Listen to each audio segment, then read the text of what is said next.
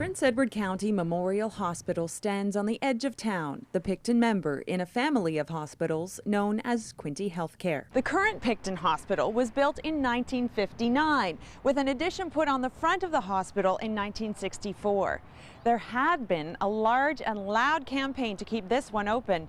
Until now. Stakeholders are hearing about the relaunch of an ambitious campaign to try and redevelop the Picton branch of QHC.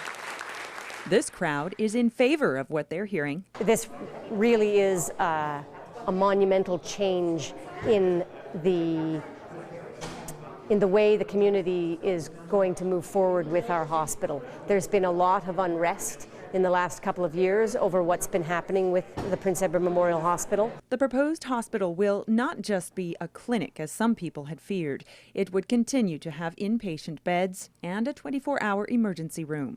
There's immediate access to specialty services for anyone at Prince Edward County Memorial. You need to be part of a system for that actually to be that easily accessible and possible. There do remain several unanswered questions, like where will the new hospital campus, as it's called, be built? How many beds will it have? And perhaps most importantly, will the province support and pay for most of it?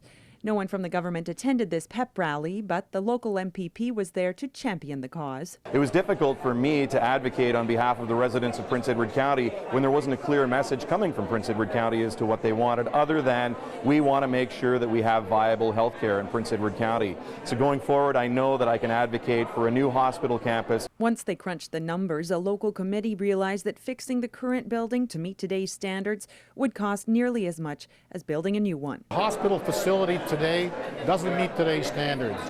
They can't, the heights of the rooms, the ability to segregate areas for infectious control. As for a timeline, Picton's proposed $12 million hospital is still several years, perhaps a decade, from becoming a reality. Jennifer Lester-Mulridge, CKWS Newswatch, Picton.